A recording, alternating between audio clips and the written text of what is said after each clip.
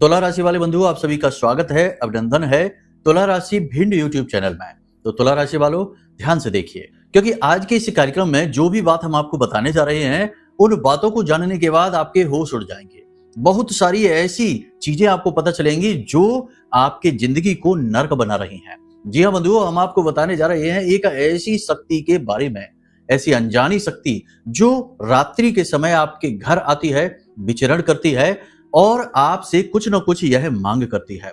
लेकिन आप ना तो इसके बारे में जानते हैं, ना ही इसके बारे में समझ रहे हैं और ना ही इसकी मांग को आप जान पा रहे हैं, क्योंकि अब तक आपको किसी ने इसके बारे में नहीं बताया। जी नहीं बंधुओं, हम आपकी कुल देवी या पितृ देवता के विषय में नहीं बता रहे हैं और ना ही राहु केतु की बात कर रहे हैं। हम बात कर रहे हैं एक ऐसी अनजान शक्ति जो बहुत ही भीषण है, विकराल है, परंतु यह आपके जीवन में कहीं ना कहीं से किसी न किसी प्रकार से आकर्षित होकर सम्मिलित हो चुकी है। अब जरूरत है, आवश्यकता है इस शक्ति को जानने की। क्या इसे किसी ने आपकी ओर भेजा है जानबूझकर? क्या आप अनजाने में किसी गलती की वजह से इस शक्ति को अपनी ओर आकर्षित कर लाए हैं अपने जीवन में, या फिर यूं ही किसी हादसे, किसी वजह से, किसी बात से यह अनजान शक्ति आपके जीवन में आ गई है? बहुत सारे प्रश्न, बहुत सारी बातें आपके मन में उठ रही होंगी। सारे प्रश्नों के जवाब आपको देंगे, शास्त्रीय पद्धति से देंगे। कोई भी बात मनगढ़ंत काल्पनिक नहीं होगी। हर बात का शास्त्रीय विधान होगा, वैदिक विधान होगा और हर बात आपके जीवन से सीधे तौर पर जुड़ी हुई महसूस होगी आपको। जय माई की। बंधु गुरुदेव ने अपने साधना बल से महाशक्तिशाली पूर्ण रूप से जागृत रक्षा कवच का निर्माण किया है। यह रक्षा कवच आपकी कुंडली के सारे दोषों का नाश करता है, हर प्रकार के तंत्र मंत्र व पितृ दोष को समाप्त करता है, साथ ही शत्रुओं से भी मुक्ति दिलाता है और जातक को माँ बगलामुखी की छत्रछाया में बिल्कुल वैसे ही बचा कर रखता है जैसे एक माँ अपने छोटे से बालक को अपने आंचल में छिपा कर रखती है। याद रखना बंधुओं, ये कवच कोई चीज नहीं है, ये तो माँ बगलामुखी की पवित्र ऊर्जा है जो गुरुदेव ने अपने साधना बल से आपको प्रदान की है। जो भी इस कवच को धारण करेगा उसका कोई बाल भी बाका नहीं कर पाएगा, वो हर सुख को प्राप्त करेगा। मित्रों, इतना दिव्य कार्य केवल गुरुदेव के समान पवित्र हृदय वाला साधक ही कर सकता है, इसलिए गुरुदेव का ये कार्य बेहद सराहनीय है। अब आपका कार्य है कि वीडियो में दिए गए नंबरों पर फोन करिए और अभी अपना रक्षा कवच अपने घर मंगवा लीजिए और माँ बगलामुखी की शरण में आ जाइए। ये एक सुनहरा अवसर है जो जीवन में केवल एक बार प्राप्त होता है, इसलिए इसे गंवाना नहीं है। जल्दी से फोन करिए क्योंकि कवच बेहद सीमित संख्या में ही है। धन्यवाद। जय माई की। जो बातें, जो संकेत, जो घटनाक्रम हम आपको बताएंगे, वो सारे के सारे आपके जीवन से इस प्रकार से जुड़े हुए हैं जैसे कि आप रोज ही उन्हें जी रहे हैं, रोज के आपके अनुभव हैं। आप समझ नहीं पा रहे हैं क्योंकि इस प्रकार से आपको कोई ना तो समझाने वाला, ना ही बताने वाला अब तक मिला है। लेकिन आज हमने सोचा कि आपको इस विषय पर जागरूक कर दें, क्योंकि आप हर प्रकार से जतन कर रहे हैं, प्रयास कर रहे हैं अपने जीवन में सुख शांति लाने का। दूसरों के लिए आपने बहुत कुछ कर दिया, दूसरों के जीवन में काफी सुख शांति आपकी वजह से आई है। आपकी सलाह, आपकी मेहनत, आपके योगदान से बहुतों के जीवन को खुशियां प्राप्त हुई, शांति मिली। लेकिन आपका जीवन जो का त्यों व्याकुल, परेशानियों से और समस्याओं से जूझते हुए गुजरता जा रहा है। अब समय है कि आप भी अपने जीवन में वो सब कुछ हासिल करें जिस पर आपका पूरा हक है, लेकिन कहीं ना कहीं किसी न किसी प्रकार की बाधा है, उसे जाने, समझें और उसे दूर करें तो आपको सब कुछ प्राप्त हो जाएगा। बंधुओं, सबसे बड़ी बात आपको बता दें कि ये कार्यक्रम बहुत महत्वपूर्ण है। गहरे विषयों को इस कार्यक्रम में हम उठाने वाले हैं, चीजों को बारीकी से समझाने वाले हैं, उपाय क्रियाएं भी बताएंगे, साथ ही 5 बड़ी भविष्यवाणियों के बारे में बताएंगे जो अगले 3 से 5 दिनों में आपके जीवन काल में घटित होंगी। इनके विषय में भी आपको बताएंगे। इसी के साथ साथ कुछ ऐसे सटीक महाशक्तिशाली उपाय आपको बताएंगे जो आपके जीवन में चल रही विपरीत परिस्थितियों को अचानक से, तुरंत ही अनुकूल परिस्थितियों में बदलने का दम रखते हैं। शास्त्रीय पद्धति पर आधारित उपाय हैं, कोई तांत्रिक या काली शक्ति से जुड़े उपाय नहीं है। इन उपायों को करने से ना केवल जीवन में जो बाधाएं हैं वो हटेंगी, बल्कि दिव्य शक्ति, दिव्य कृपा आपके जीवन में आएगी। बहुत ही महत्वपूर्ण कार्यक्रम है। हमने बड़ा रुच कर इस कार्यक्रम को आपके लिए बुना है। बस आपसे यही एक निवेदन है कि इस कार्यक्रम को अंत तक जरूर देखना। एक गुरु की चाह होती है कि उसे एक अच्छा शिष्य मिले, और हमारी चाह यही है कि हमें एक अच्छा व्यक्ति मिले जो कार्यक्रम को पूरा देखा करे, फिर उस बात को समझकर अपने जीवन में उतारा करे और धीरे धीरे एक एक करके जो नकारात्मकता की परतें हैं उन्हें छांट छांट कर जीवन में सुख शांति लेकर आए, ईश्वर की कृपा के साथ। महामाई का आशीर्वाद लेकर आए। तो चलिए, उम्मीद करते हैं बंधुओं कि आप सारी बातें समझ रहे हैं। कार्यक्रम के महत्वपूर्ण विषयों को स्टेप बाय स्टेप हम आगे बढ़ाएंगे। हर कदम पर कार्यक्रम महत्वपूर्ण है, तो बिल्कुल भी मिस ना करें। अब यदि भाव आपको समझ में आ गया हो तो कार्यक्रम को प्रारंभ करते हैं। महामाई को आभार व्यक्त करते हुए कमेंट बॉक्स में पूरे भक्ति भाव के साथ जल्दी से लिख डालिए, जय मां भद्रकाली कृपा करो। साथ ही लिख देना कि मैं भी माई के परिवार का हिस्सा हूं। महामाई की दृष्टि आपके ऊपर पड़ जाएगी तो आपका जीवन धन्य हो जाएगा। और ना केवल यह बल्कि आने वाले जन्म जन्मांतर तक भी महामाई आपका रक्षण और पालन करेंगी। तो चलिए बंधुओं, अब अपने मूल विषय को शुरू करते हैं। बात करते हैं पहले 5 बड़ी भविष्यवाणियों की, फिर बात करेंगे इस एक शक्ति की, अनजानी शक्ति की, जो आपके घर रात्रि के समय आती है। क्यों आती है, कैसे आती है, क्या कारण है, इससे आपका क्या नाता है, सब कुछ बताएंगे और अंत में उपाय। बहुत ही महत्वपूर्ण है, तो ध्यान से सारी बातों को सुनिए। तो चलिए अब अपने मूल विषय को शुरू करते हैं। जय माई की। बंधुओं, ज्योतिष और तंत्र विद्या के क्षेत्र में आचार्य अमित एक जाना माना नाम है। पूज्य गुरुदेव के साधनाओं और ज्योतिष विद्या के अनुभव बेहद दिव्य है। जी हाँ, पूज्य गुरुदेव ने जिसकी भी कुंडली का विश्लेषण किया और कुंडली के अनुसार उसे सटीक उपाय व महामाई माँ बगलामुखी की विशेष कृपा दी, उसके जीवन में सकारात्मक बदलाव तो आए ही है। फिर चाहे समस्या कितनी ही कठिन क्यों ना हो, समाधान तो अवश्य हुआ है। अब ऐसे में यदि आप भी अपने जीवन की किसी बड़ी समस्या से जूझ रहे हैं, जैसे कि कर्जा बढ़ता ही जा रहा है, काम धंधा और व्यापार सब रुक चुका है, रिश्ते नातों में तनाव हद से ज्यादा बढ़ गया है, पूरा जीवन ही नकारात्मकताओं से भर गया है, तो ऐसे में यही सही समय है जब आप श्रेष्ठ गुरु से मार्गदर्शन प्राप्त करें और जीवन के अंधकार को समाप्त कर दिव्य प्रकाश की ओर कदम बढ़ाएं। वीडियो में दिए गए नंबरों पर तुरंत संपर्क करिए और अपनी कुंडली का विश्लेषण व समाधान पूज्य गुरुदेव के द्वारा करवा लीजिए। देर ना करें, आपके देवी देवताओं के आशीर्वाद से ये मौका खुद चलकर आपके पास आया है, इसे गंवाना नहीं है। अभी फोन करें और गुरुदेव से मार्गदर्शन प्राप्त करें। महामाई आपका कल्याण करें। धन्यवाद। पहली भविष्यवाणी ध्यान से सुनिए। सबसे पहले बात करते हैं आपके स्वयं की, यानी कि आपकी स्वास्थ्य की बात करते हैं। तो इस 3 से 5 दिनों के चक्र में आपके साथ 3 प्रकार की स्वास्थ्यगत समस्याएं हो सकती हैं। पहली समस्या होगी दांत में दर्द। दूसरा, कान में दर्द भी हो सकता है, किसी के दांत में, किसी के कान में दर्द हो सकता है, और किसी के गले में इन्फेक्शन, आवाज भारी हो जाना, गले में दर्द होना और गले में कफ जमने की वजह से बोलने में तकलीफ होना, जिसे गले बैठना भी कहते हैं। ऐसी स्थितियां आपके जीवन में उत्पन्न हो सकती हैं। अब ऐसे में आपका काम यह है कि आप अपने स्वास्थ्य का विशेष ख्याल रखें, क्योंकि होगा कुछ खास नहीं, बड़ा कुछ भी नहीं है, परंतु इतने से भी आपका मन बेचैन होगा, कार्य में मन नहीं लगेगा, जिससे आपके जीवन में नकारात्मकता तो आएगी ही, क्योंकि काम प्रभावित होगा। तो स्वास्थ्य का विशेष ख्याल रखना है, यही सबसे पहला आपका कर्तव्य बनता है। पहले नंबर पर हमने इसकी भविष्यवाणी आपको इसलिए रखी है ताकि आप अपने स्वास्थ्य को लेकर बिल्कुल भी लापरवाह ना रहें। अब जो लोग नौकरी करते हैं, काम करते हैं, उनके लिए ये जो आने वाला 3 से 5 दिनों का समय है, 1 सप्ताह का समय कह सकते हैं, 7 दिन तक का समय, ये समय नकारात्मकताओं से भरा हुआ रहेगा।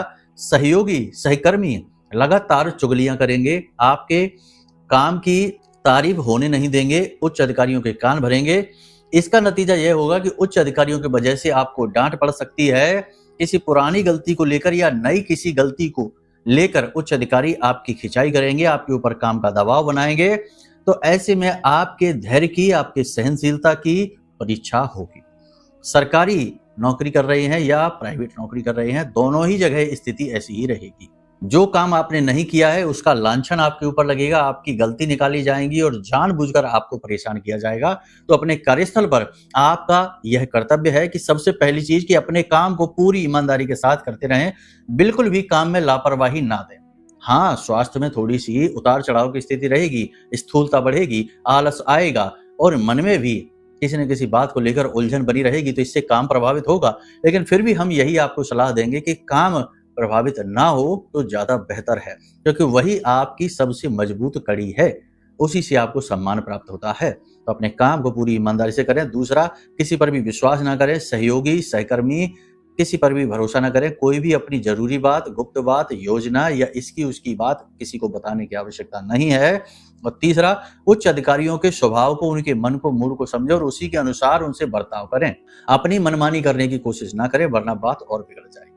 बात करते हैं महिलाओं की, तो इस 3 से 5 दिनों में या 7 दिनों में महिलाओं को शॉपिंग करने का अवसर प्राप्त होगा। अपने लिए और अपने घर परिवार के लिए कुछ जरूरी सामान, कुछ जरूरी वस्तुएं, वस्त्र आदि सौंदर्य से जुड़ी हुई चीजों को शॉप करने का यानी खरीदने का इन्हें अवसर प्राप्त होगा। कोई विशेष अवसर इनके जीवन में, इनके घर में आ रहा है, जैसे किसी का बर्थडे है, किसी की एनिवर्सरी है, ऐसा कुछ मांगलिक कार्यक्रम होने वाला है जिसकी वजह से ये समय आएगा। लेकिन इस सब के बावजूद भी इनको थोड़ी बहुत कठिनाइयों का, जैसे स्वास्थ्य को लेकर परेशानियों का सामना करना पड़ेगा। शरीर में गर्मी बढ़ी रहेगी यानी बुखार की हरारत रह सकती है, शरीर में दर्द रहने की समस्या भी रह सकती है, और सबसे बड़ी बात कि इनका मन उत्साह से तो भरा रहेगा लेकिन शरीर इनका साथ नहीं देगा, जिसकी वजह से बीच बीच में इनका मन खराब भी होता रहेगा। तो ये महत्वपूर्ण है। तो महिलाओं को यहाँ पर चाहिए कि खर्च तो खूब करें, खूब खर्चा करें, लेकिन अपने बजट का भी ख्याल रखें, पहली चीज। दूसरी चीज, अपनी सेहत का ख्याल रखें, खान पान का समय पर ध्यान दें, पानी खूब अधिक पिएं। और तीसरा यह है कि किसी भी चीज का जरूरत से ज्यादा तनाव ना लें, जरूरत से ज्यादा ना सोचें, इससे उससे बातें खूब करें लेकिन व्यक्तिगत जीवन की बातें कम करें, और अकेले में बैठें तो चीजों के बारे में कम सोचें। ठीक है। अब बात करते हैं आपके सहयोगी, आपके मित्र। तो जो मित्र हैं आपके, उनसे थोड़ा बचकर रहने की जरूरत है। मित्र आपके भरोसे को बुरी तरीके से तोड़ेंगे, उम्मीदों को तोड़ेंगे, और आपको ऐसी जगह पर दगा देंगे जहां आपको इनकी बहुत अधिक आवश्यकता है। कहने का मतलब ये है कि ये आपको हिम्मत, साहस तो खूब बनाएंगे, लेकिन जब सचमुच में आपको इनकी आवश्यकता पड़ेगी उस समय पर ये आपके काम नहीं आएंगे, बहाने बनाकर दूर हो जाएंगे। ये आपके साथ पहली बार नहीं हुआ है, पहले भी ऐसा हुआ है, लेकिन इमोशन में आकर, भावनाओं में आकर आप विश्वास कर लेते हैं, बातों में आ जाते हैं, और संगी साथी की मदद करने से पीछे नहीं हटते हैं। आपकी मदद से आपके बहुत सारे मित्रों का बहुत भला हुआ है, लेकिन आपकी बारी आते आते रिश्ता गड़बड़ा जाता है, क्योंकि मतलब के यार मतलब निकलते ही छोड़कर चले जाते हैं। तो ये स्थिति आपके साथ फिर बनने वाली है, तो संभल कर रहना है। अब सबसे महत्वपूर्ण बात, पैसा। देखो, आपके जीवन में अगले 3 से 5 दिन, 7 दिन में पैसा तो आएगा। आपका रुका हुआ पैसा आ सकता है, आपने जहां से उम्मीदें लगाई हैं वहां से पैसा आ सकता है, लोन वगैरह मिल सकता है, कुछ इन्वेस्ट किया है तो उसमें प्रॉफिट भी निकलेगा। लालच नहीं करना है लेकिन, ठीक है। तो पैसा तो आपके जीवन में आएगा, लेकिन इस पैसे को संभाल कर रख पाना आपके लिए एक चुनौती बन जाएगा। पैसा आपके हाथों से इस प्रकार से फिसलेगा जैसे कि मिट्टी में से रेत फिसल जाता है। तो ये आपके लिए एक चुनौतीपूर्ण काम बन जाएगा। तो थोड़ा यहाँ पर आपको काम करने की आवश्यकता है। जैसे ही पैसा हाथ में आता है, कहीं से भी आए, प्रॉफिट ही क्यों ना आए काम का, क्योंकि काम का व्यवसायी जो है उनको काम में भी लाभ मिल सकता है, सेल्स अच्छी हो सकती हैं, अच्छे प्रोजेक्ट मिल सकते हैं, नई डील्स मिल सकती हैं। तो पैसा तो आएगा, लेकिन जैसे ही पैसा आया वैसे ही आप भावनाओं में बहकर खर्च करना शुरू कर देते हैं। और खर्च भी हम आपको बताएं, ऐसे नहीं है आपके कि आपने दिखावेबाजी में या किसी को इंप्रेस करने में, नहीं। कभी कभी आप भावनाओं में बहकर बड़े सात्विक खर्चे करते हैं। देखो, हर चीज के 3 गुण होते हैं, ये पूरी प्रकृति त्रिगुणात्मक है। तो जैसे कि अभिमान की बात करें तो सात्विक अभिमान, राजसिक अभिमान और तामसिक अभिमान होता है। वैसे ही खर्चे की बात करें तो सात्विक, राजसिक और तामसिक तीनों प्रकार के खर्च होते हैं। अब सात्विक खर्चों की यदि बात की जाए तो जैसे पूजा पाठ अनुष्ठान में खर्चा किया, भंडारा कहीं करवा दिया, तो ये सात्विक खर्चा हो गया। राजसिक खर्चे की बात करें तो अपने उपभोग में, अपने ऐशो आराम में महंगे महंगे वस्त्र, गाड़ियां, जूते वगैरह या फर्नीचर खरीद लिया, ये राजसिक खर्चे में। और तामसिक खर्चा यानी कि उल्टे सीधे कुकर्मों में खर्चा कर दिया, वेश्यावृत्ति, शराब, मांसाहार, पार्टीबाजी में खर्चा कर दिया, तो ये तामसिक खर्चे में आ जाता है। तो आप तामसिक खर्चा ना करें, लेकिन राजसिक खर्चा कुछ हद तक करते हैं, और दूसरा सात्विक खर्चे में भी आपका धन जाता है। देखो, एक बहुत अच्छी कहानी आपको सुना देते हैं कि एक संत थे, उनके पास एक व्यक्ति आया, बोला गुरुजी हम बहुत परेशान हैं, बहुत व्यथित हैं, कभी जीवन में सफलता ही नहीं मिली है, बहुत स्ट्रगल किया है। लेकिन गुरुजी के पास आया है तो अब गुरुजी यानी संत जो हैं वो तो कुछ ना कुछ उसे देंगे ही, दवाई, संतों का काम यही है। तो संत ने उसे एक गुप्त विद्या दे दी, एक मंत्र दे दिया और बोला कि इस मंत्र का 7 दिन का अनुष्ठान कर लो। 7 दिन के अनुष्ठान की विधि भी समझा दी, तो उसने वो कर भी लिया। जैसे ही उसने वो किया, वैसे ही अचानक से उसे बहुत अच्छा धन लाभ हुआ। कहीं से भी हुआ हो, कैसे भी हुआ हो, लेकिन उसके जीवन में धन आ गया। जैसे ही धन आया तो उसने सबसे पहले, क्योंकि उसे पूजा पाठ से धन आया था, तो उसने सोचा कि शुभ कार्य से धन आया है तो अब इसे शुभ कार्य में ही खर्च करते हैं। तो उसने बहुत अच्छा भंडारा कराया, भगवान की पूजा पाठ कराई, भंडारा कराया, खूब भोजन लोगों को खिलाया, कन्याओं को भोजन कराया, सबको कराया।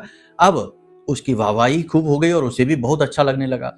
कुछ समय के बाद हुआ ऐसा कि उसके व्यवसाय में जोरदार घाटा हुआ और उसका पूरा पैसा चला गया। अब वो फिर से परेशान हो गया, तो फिर से उसी संत के पास, उन्हीं संत महात्मा के पास आया और आकर बोलता है कि गुरुजी हमें बहुत फायदा हुआ, हमने ये किया वो किया, लेकिन अब हमें फिर से नुकसान हो गया, हम फिर से घाटा हो गया, तो अब हम क्या करें बताओ। तो गुरुजी ने कहा कि बेटा, तुमने जिन जिन लोगों को उस भंडारे में बुलाया था, भोजन कराया था, अब उन्हीं लोगों को बुलाओ और उनसे मदद मांगो। तो उसे बात समझ में नहीं आई। उसने कहा ये क्या कह रहे गुरुजी आप। तो गुरुजी ने कहा कि देखो, तुमने धन तुम्हारे पास आया, उस धन का तुमने व्यय किस प्रकार, देखो बेशक आपने अच्छे काम में भंडारा कराया, पूजा पाठ कराई, अनुष्ठान कराया, लेकिन अपनी हैसियत से ज्यादा कर लिया। जैसे ही धन आया तो उसकी व्यवस्थाएं बनानी थी, उसे सही जगह लगाना था, उससे धन और बढ़ाना था। जब बहुत सारा आ जाता तो उसमें से कार्य शुरू करना था, यानी पहले अपनी जड़ों को मजबूत करना था, नींव मजबूत करनी थी।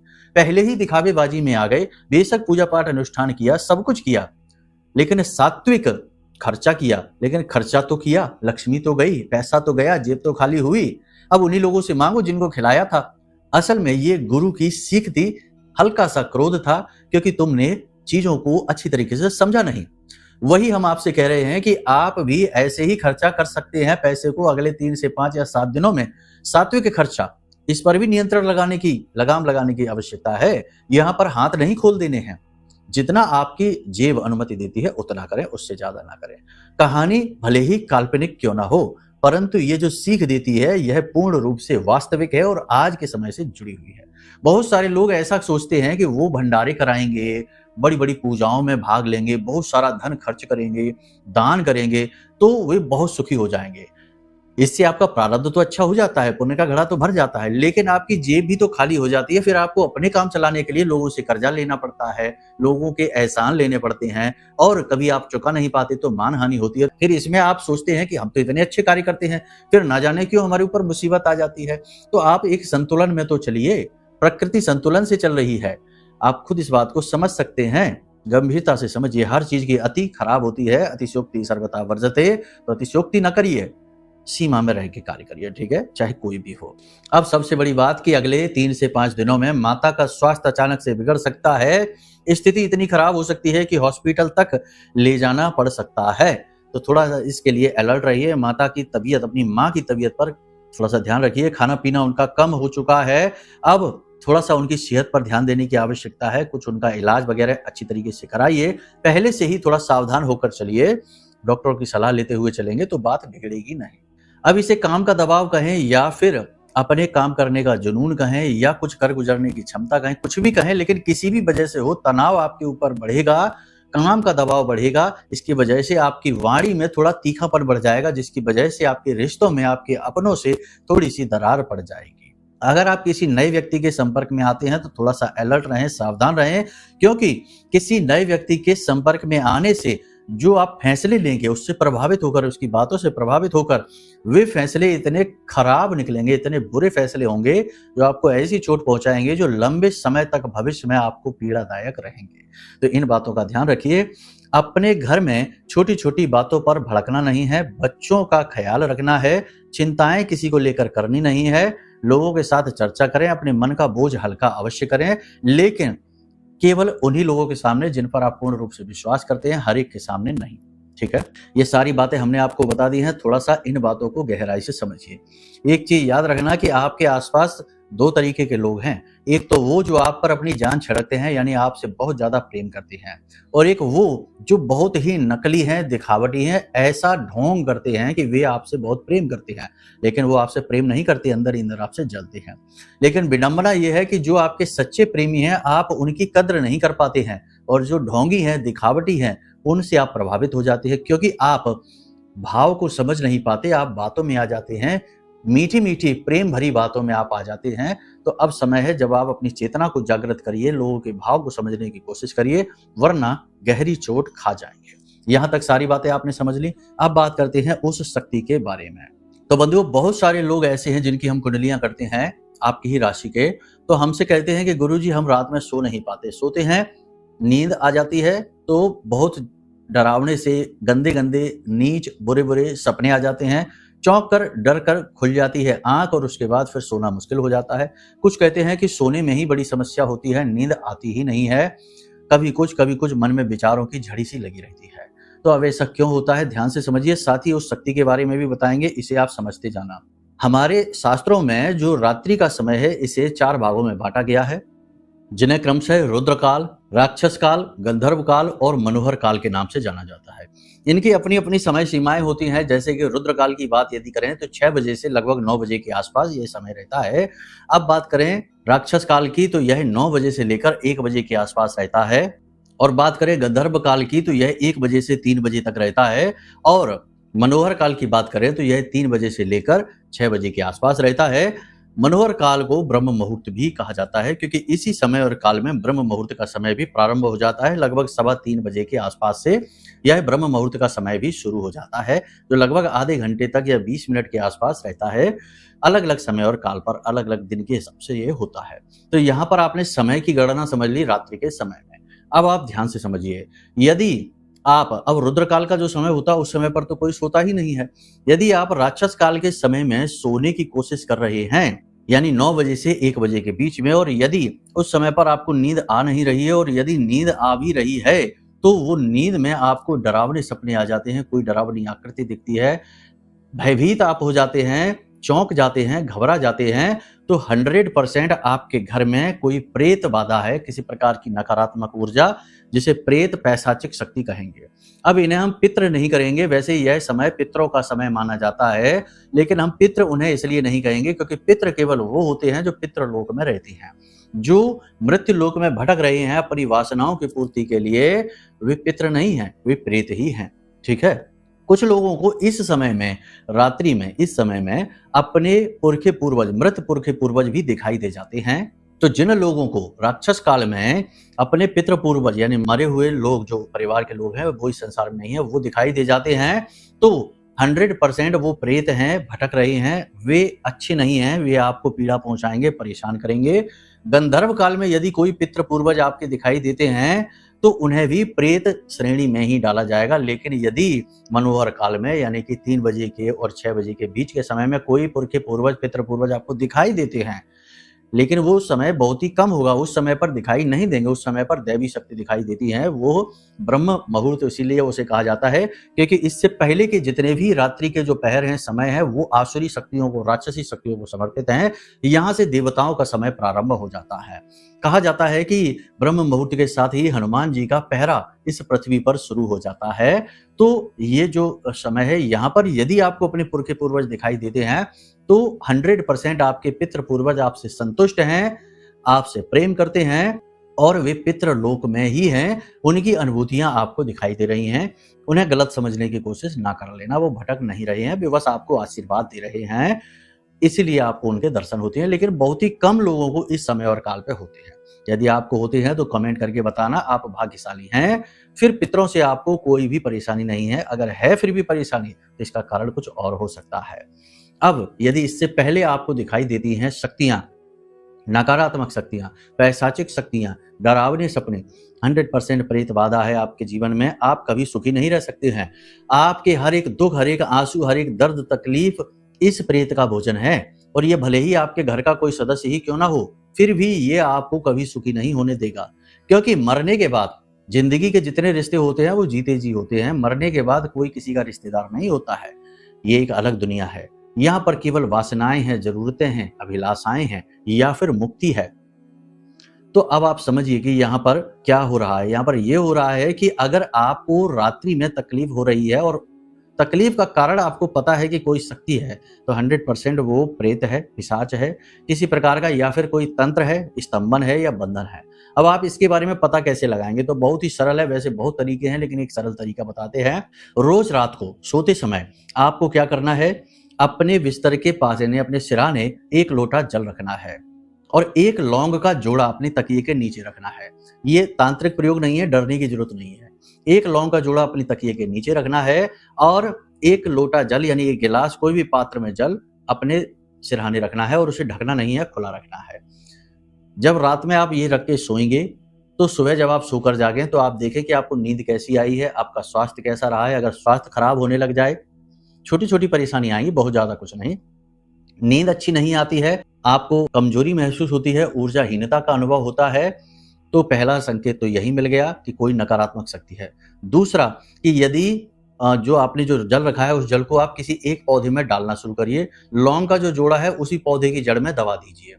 ऐसे करके आप उसमें रोज जल डालेंगे तो 7 दिन तक लगातार इस प्रयोग को आप करके देखिए, वो पौधा सूख जाएगा, मुरझा जाएगा, मर जाएगा। अगर वो पौधा सूख जाता है, मुरझा जाता है तो 100% कन्फर्म है कि आपके घर में कोई प्रेत घूम रहा है। रात्रि के समय, जो ये समय होता है रात का, जिसमें कि गंधर्व काल और राक्षस काल है, इस समय पर ये शक्ति बहुत प्रबल हो जाती है, ये आपको बर्बाद कर देगी, मिटा डालेगी। तो अगर ये हो जाता है कन्फर्म, तो अब आपको करना है अपने घर का कीलन, यानी अपने घर का कीलन करेंगे तो ही बचेंगे। तो अपने घर का कीलन आप कैसे करेंगे? इसके 2 तरीके हैं। पहला तरीका ये कि आप एक रक्षा कवच जो हमने बनाया है, इस रक्षा कवच को आप ऑर्डर कर लीजिए। इस रक्षा कवच को इसी उद्देश्य हेतु बनाया गया है कि किसी के जीवन में कोई नकारात्मकता है, पैशाचिक शक्ति है, तो उसे दूर हटाया जाए। यह रक्षा कवच ब्रह्मास्त्र विद्या माँ बगलामुखी को समर्पित है। हमारी आराध्य देवी हैं, उन्हीं के मंत्र से, उन्हीं का जो स्तंभन मंत्र है उसी मंत्र से इसे जागृत किया गया है। और यह रक्षा कवच आपके जीवन में वो लेकर आएगा जिसकी अब तक आपको जरूरत थी, यानी कि हर एक दुख तकलीफ से, परेशानी से मुक्ति। ठीक है, तो इसे मंगा लीजिए। इसमें चीजें ऐसी शामिल हैं जो आपका स्वयं का कीलन करेंगी, आपके परिवार का कीलन करेंगी और आपके पूरे घर का कीलन कर देंगे। तो पहली चीज तो ये है, इसे मंगाकर आप पूरी तरह से सुरक्षित हो जाइए। ये साधनाओं के बल से तैयार किया गया है। दूसरा, आप स्वयं भी फिर साधना शुरू करिए। आपको 11 दिन का अनुष्ठान करना है। प्रतिदिन रात्रि के समय इस मंत्र का 36 अक्षरी स्तंभन मंत्र है, वीडियो में दिख रहा है, इस मंत्र का उच्चारण करना है। प्रतिदिन कम से कम 9 माला का जाप आपको करना है। हल्दी की माला का प्रयोग करना है। माँ बगलामुखी की, जो हमारी आराध्य देवी है, उनकी फोटो रखनी है अलमारी में और पंचोपचार से उनकी पूजा करनी है। मंत्र के साथ समस्या ये है कि इसे उत्कीलन करना पड़ता है, जागरण करना पड़ता है और इसके साथ में नियम से बद्धता बहुत ज्यादा होती है, क्योंकि ये साधना है शक्ति की, यहाँ कठोर नियम लगते हैं। तो इसका आपको बहुत सारे नियम हैं। अगर आप ये कर सकते हैं तो इसका पूरा ज्ञान आपको हम दे सकते हैं। वीडियो में नंबर दिए गए, इन नंबरों पर फोन करिए। साधना की पूरी विधि का वीडियो हम आपको भेज देंगे आपके व्हाट्सएप नंबर पर। आप आराम से उसे समझ सकते हैं और 11 दिन का अनुष्ठान करिए। पूरे घर में सरसों जो पीली रखेंगे आप माला जाप के समय, उसे पूरे घर में आप छिड़किए। और सबसे महत्वपूर्ण बात कि पीतल की कीलें ले आना, पीतल की कील, ठीक है, अपने घर के लिए 5 कीलें लेकर आना। और अंतिम दिन ये 5 किलो में 4 कीलें अपने घर के चारों कोनों में ठोक देना। जमीन पर ही ठोक सकते हैं, दीवार पर भी ठोक सकते हैं। और 5वीं कील अपने घर के ठीक बीचों बीच यानी ब्रह्म स्थान में जमीन पर ठोक देना। बस ये काम करना है, इससे आपके घर का कीलन हो जाएगा। आपके आसपास एक बाल का कवच निर्मित होगा जिसमें ब्रह्मास्त्र विद्या माँ बगलामुखी हर वक्त आपकी रक्षा करेंगे। तो ये 2 तरीके हैं जिनसे आप इन शक्तियों से हमेशा के लिए, हमेशा के लिए, आजीवन, जब तक आप जीवित रहेंगे, ये प्रेत शक्तियां, जो पैशाचिक शक्तियां हैं, ये आपको छू भी नहीं पाएंगी, छुटकारा प्राप्त कर सकते हैं। तो दोनों तरीके हमने आपको बता दिए हैं, आपको जो ठीक लगे वो आप कर सकते हैं। उम्मीद करते हैं आपने सारी बातें समझ ली हैं। अब इन बातों को अपने जीवन में उतारना, तभी तो लाभ प्राप्त होगा, वरना तो सब कुछ आया राम गया राम जैसा है। इधर से ज्ञान आया और उधर से चला गया, कोई फायदा ही नहीं हुआ। तो चलिए बंधुओं, यहीं से कार्यक्रम को विराम देते हैं। हमेशा हंसते रहिए, मुस्कुराते रहिए, सकारात्मक रहिए। महामाई पर अपनी आस्था और विश्वास बनाकर रखिए, क्योंकि आपका उद्धार तो वहीं से होना है। प्रेम से बोलिए जय माई की। हमारे प्रिय और परम पूज्य आचार्य जी ने अपनी साधनाओं के अनुभवों पर आधारित शक्तिशाली उपाय और क्रियाओं के माध्यम से हजारों लोगों के जीवन को पूरी तरह से बदला है। आचार्य जी के द्वारा बताया गया हर एक उपाय इतना सटीक और कारगर होता है कि जो भी इसे पूरे भाव के साथ कर लेता है, उसे साक्षात महामाई की कृपा और आशीर्वाद प्राप्त हो जाती है। इसलिए निसंकोच इन उपायों को पूरे भाव के साथ करिए, आपका कल्याण होगा। जय माई की।